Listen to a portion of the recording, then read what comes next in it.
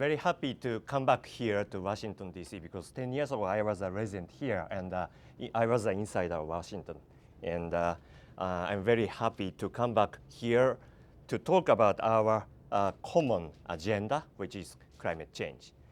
And on behalf of Japanese steel industry, I'd like to show our stance and commitment to the global steel sectoral approach. Next slide, please. Okay, let me begin.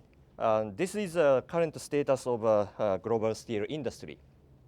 From 1975, there is a significant reduction in its energy intensity in developed regions such as North America, EU15, and Japan. Energy consumption per ton of steel production has become half since 1975, and 11% reduction even from 1990. But the global share of those developed nations has been declining. And the three regions' share is now only 33%. The role of developing countries has now become very important in our industry. Next slide, please.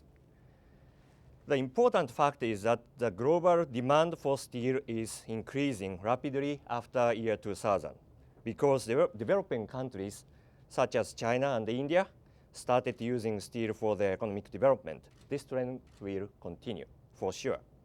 Combine this with the world population growth, global steel demand is predicted to reach between 1.8 to 3.6 billion tons, which is almost double to the current level by year 2050.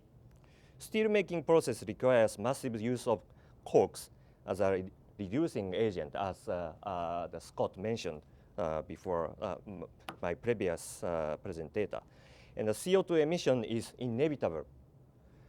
We cannot produce steel from iron ore without emitting CO2 with currently available technologies.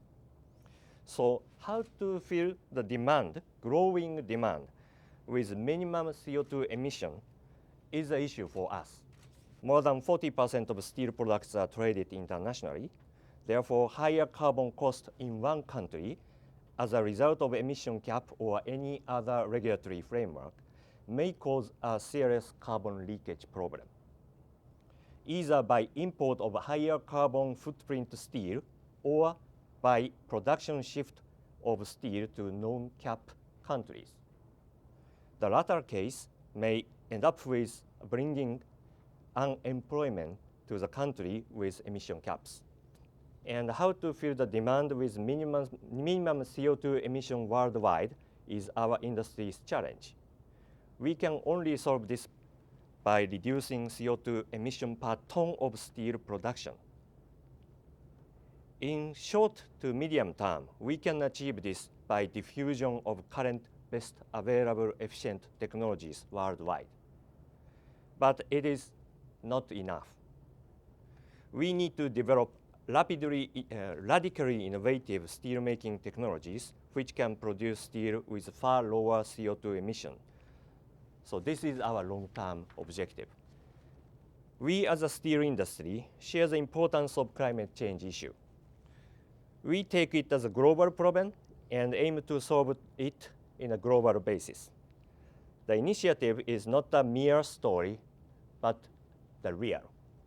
We have already started, and we expect that the government of all the major steel producing countries understand and support our effort.